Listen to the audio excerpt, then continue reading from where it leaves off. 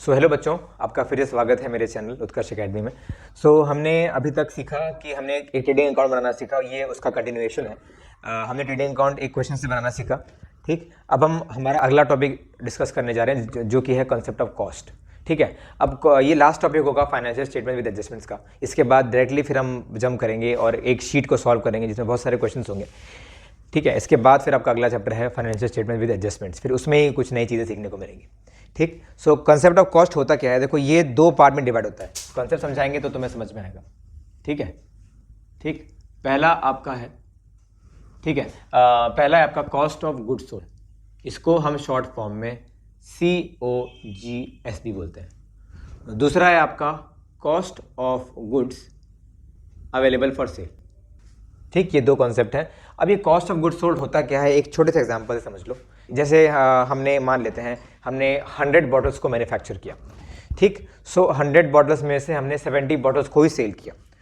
तो मान लेते हैं 100 बॉटल्स को बनाने में तुम्हारे खर्चे लगे 200 रुपीज़, तो हमें 20,000 रुपये खर्चे लग गए ये बॉटल्स को बनाने में, 100 बॉटल्स को बनाने में। ठीक है, और हमने सेल जो किया वो 70 बॉटल्स का ही सेल कर पाए, बाकी 30 नहीं सेल हो पाई इस साल।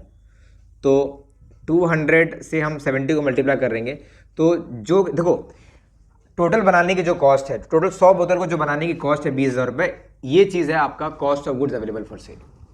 ठीक है, मतलब टोटल गुड्स जो ये जो इतने गुड्स अवेलेबल हैं सेल के लिए, 100 बोतल हमारी अवेलेबल है सेल के लिए, तो इस पर जो कॉस्ट लगी है उसको बोलते हैं cost of goods available for sale. ठीक है, लेकिन हमने एक्चुअली कितनी बॉटल्स बेची, हमने बेची बॉटल्स 70, हमारी 30 बॉटल्स बच गई ना, तो 7 2 14, 14,000 जो कॉस्ट आएगा, ये कॉस्ट कहलाता है, इस कॉस्ट को बोलते हैं कॉस्ट ऑफ गुड्स सोल्ड। आया समझ में? कॉस्ट ऑफ गुड्स सोल्ड का मतलब ये होता है कि जो हमारे जो गुड्स हैं, जितने गुड्स आपने बेचे उसकी कॉस्ट क्या है, उसको बोलते हैं कॉस्ट ऑफ गुड्स सोल्ड। और टोटल गुड जो हमने बनाए उसका जो खर्चा होता है उसको बोलते हैं cost of goods available for sale. हम ये भी कैलकुलेशन करके भी सीखेंगे, डोंट वरी। इसका मैं आपको फॉर्मूला तब तक लिखवा देता हूँ कि ये अकाउंटिंग में फॉर्मूला इसको कैसे लिखना है। कॉन्सेप्ट अगर आपको समझ में आएगा तो ये देखिए फॉर्मूला फिर से, अगर नहीं समझ आया तो फिर से इसको आप पीछे कर करके प्ले करना तो समझ में आ जाएगा, डोंट वरी। ठीक है, चलो। कॉस्ट ऑफ गुड्स सोल्ड में क्या होता है, हम क्लोजिंग स्टॉक के जो हमारा जो बच जाता है गुड, जैसे हमने यहाँ पे 70 से क्यों मल्टीप्लाई किया था, क्योंकि भाई 30 गुड्स नहीं बिके थे ना, जितने बिके थे। देखो कॉस्ट ऑफ गुड्स सोल्ड में जितने सामान बिके उसकी कॉस्ट निकालनी होती है, और cost of goods available for sale में क्या होता है कि जितने सामान आपने बनाए उसकी कॉस्ट निकालनी होती है, क्योंकि गुड्स जितने भी अवेलेबल है सेल के लिए उसकी कॉस्ट निकालेंगे तो टोटल कॉस्ट ही आएगी ना। ठीक, इसलिए इसमें हम क्लोजिंग स्टॉक को हटा देते हैं। ठीक है, इसका फॉर्मूला क्या होता है, इसका फॉर्मूला ये होता है, देखिए इसमें हम परचेजेस को, इसमें हम ओपनिंग स्टॉक को ऐड करते हैं, हम सारी कॉस्ट जोड़ रहे होते हैं, तो ओपनिंग स्टॉक भी हमारा कॉस्ट होता है, परचेजेस जोड़ते हैं इसमें, परचेजेस भी, कौन सा परचेजेस, नेट परचेजेस, ध्यान रखना। ठीक है, परचेज रिटर्न को माइनस करना पड़ेगा। ठीक, प्लस तुम्हारे डायरेक्ट एक्सपेंसेस। लेकिन इसमें क्या है कि अगर ये सारे खर्चे जोड़ोगे तो आपके क्लोजिंग स्टॉक के खर्चे भी इसमें इनकर हो जाएंगे, इन्वॉल्व हो जाएंगे, तो इसीलिए हम इसमें क्लोजिंग स्टॉक को भी माइनस कर देते हैं। ठीक है, अगर आप ये भी माइनस कर दोगे तो जो पैसा बच जाएगा that will be the cost of goods available for sale. जो अभी हमने इसके पहले एग्जाम्पल डिस्कस किया था उसमें 20,000 रुपये हमारा 100 बोतल बनाने का खर्चा आया था, और क्लोजिंग स्टॉक हमारी 30 बॉटल का था, 30 बॉटल हमारी क्लोजिंग स्टॉक थी ना, तो 30 इंटू 200 है ना हमारी। देखो हमने 100 बॉटल बनाई थी 200 रुपये में। ठीक है, तो 100 इंटू 200, हमने 20,000 रुपये हमारी कॉस्ट थी 100 बोतल्स की, और हमारा क्लोजिंग स्टॉक था 30, 70 ही बेच पाए थे, तो है ना, बेच पाए 70। ठीक, तो ये आपका हो जाएगा 6,000 रुपये, this is your closing stock. तो 6,000 रुपये हम यहाँ माइनस कर देंगे, जो पैसा बच जाएगा वो क्या होगा, वो आपका हो जाएगा कॉस्ट ऑफ गुड्स सोल्ड। ये है आपका कॉस्ट ऑफ गुड्स सोल्ड। ठीक, तो ये फॉर्मूला होता है, इसे हम यहाँ पे अप्लाई करेंगे। ठीक है, अभी तुरंत अप्लाई करेंगे इसको भी। अब इसी केस में cost of goods available for sale का फॉर्मूला क्या बन जाएगा, इसमें हम क्लोजिंग स्टॉक को हटाते नहीं हैं, हम इसमें निकाल रहे होते हैं कि भाई तुमने कितने गुड्स बेचे, मतलब तुमने बेचे नहीं, इसमें बेचे की बात ही नहीं करता है, इसमें तुमने कितने गुड्स बनाए उसका खर्चा नहीं, हम बस इंक्लूड करते हैं। तो इसका फॉर्मूला क्या होगा, इसका फॉर्मूला होगा opening stock plus net purchases plus direct expenses. इसमें हम क्लोजिंग स्टॉक को इंक्लूड नहीं करते हैं, इसको ध्यान रखना, इसको नोट कर लो। ठीक है, तो अभी अगर इसके पहले जो मैंने एग्जांपल लिया था उसका निकालें तो उसका हमारा खर्चा आ रहा था 20,000 रुपये ना 100 बोतल का, तो यही 20,000 रुपये जो होगा कॉस्ट हमारी, यही होगी cost of goods available for sale. ठीक है, अब तुमको मैं एक काम दे रहा हूँ, वीडियो को तुम पॉज करना, ये जो क्वेश्चन हमने अभी लगाया था ना, इसी क्वेश्चन को देखो, इसी के बेसिस पे तुम दोनों आइटम को कैलकुलेट करके दिखाओ। वीडियो अभी पॉज करो, ठीक है, पॉज करने के बाद प्ले करना, ठीक है।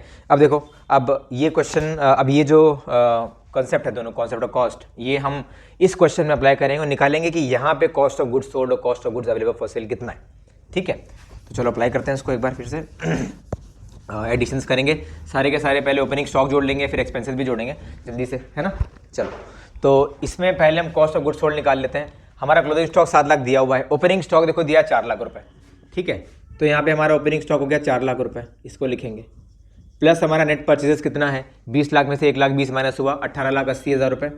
सो 18,80,000 रुपये भी हम जोड़ लेंगे, ठीक है। इसके बाद फिर हम डायरेक्ट एक्सपेंसेस जोड़ेंगे। अब यहाँ पे डायरेक्ट एक्सपेंसेस कौन कौन से हैं? डायरेक्ट एक्सपेंसेस आपके सारे हैं ना भाई। अगर डायरेक्ट एक्सपेंसेस यहाँ ये सारे क्यों हैं? क्योंकि डायरेक्ट एक्सपेंसेस वो होते हैं, डायरेक्ट एक्सपेंसेस कोई जगह मिलती है ट्रेडिंग अकाउंट में, बाकी जो इनडायरेक्ट होते हैं उनको वहाँ से हटा दिया जाता है।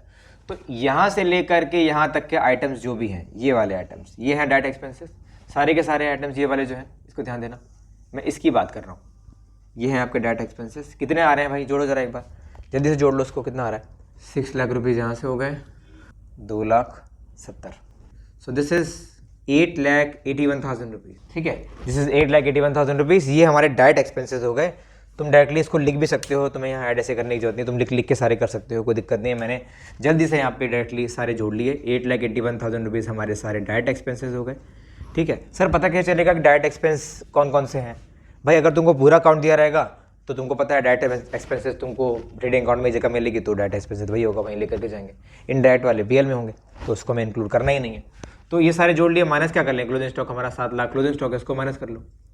जो पैसा आएगा वही तुम्हारा COGS होगा यहाँ वाला, ठीक है। ज़रा जल्दी से ऐड करिए इसको, कितना आ रहा है? COGS, ठीक है। 24,61,000 रुपीज़ हमारा हो जाएगा कॉस्ट ऑफ गुड्स सोल्ड। ये होगा आपका कॉस्ट ऑफ गुड्स सोल्ड, ठीक है। अब हमें निकालना है cost of goods available for sale. इसमें हम ये जो माइनस किया था ना हमने, हम वो माइनस नहीं करेंगे। इसमें ओपनिंग स्टॉक 4 लाख लेकर के जाएंगे, इसमें फिर हम 18,80,000 रुपये नेट परचेज लेकर के जाएंगे। ध्यान रखना, नेट परचेज लेकर के जाना, नेट परचेज बोल रहा हूँ। और इसमें हम 8,81,000 रुपये लेकर के जाएंगे। इसमें हम माइनस नहीं करेंगे, इसमें माइनस किया नहीं जाता। तो cost of goods available for sale कितना आ रहा है आपका? आएगा 31,61,000 रुपीज़। ये आपका होगा cost of goods available for sale, ठीक है। सो देखिए डिफरेंस है दोनों में। ये टोटल हमारी कॉस्ट लगी बनाने की, सामान सारे बनाने की, और जितना हमने सामान बेचा यहाँ पे उसकी जो कॉस्ट लगी वो हो गई cost of goods sold. I hope ये कॉन्सेप्ट क्लियर हो गया होगा आपको एकदम, ठीक है। इसके बाद अब हम आगे बढ़ेंगे, तो अगले इसमें अब क्वेश्चंस की हमें प्रैक्टिस करनी है, ठीक है, कि डिफरेंट वैरायटी के जो क्वेश्चंस आते हैं जिसमें हमें कॉस्ट ऑफ गुड्स सोल्ड और cost of goods available for sale निकालना होता है, या इंटरचेंज करके मैथमेटिकल फॉर्मूला लगा करके, मतलब मैथमेटिकली अगर इधर साइड के आइटम दिए रहेंगे आपको, मतलब COGS दिया रहेगा, ओपनिंग स्टॉक निकालना है, नेट परचेज निकालना है, तो वो सब हम अप्लाई करेंगे, ठीक है। तो वो आपको डिस्कस करेंगे हम अगले वीडियो में। तो तब तक के लिए thank you very much. Video को एंड करते हैं। लाइक शेयर सब्सक्राइब कीजिएगा। Thank you.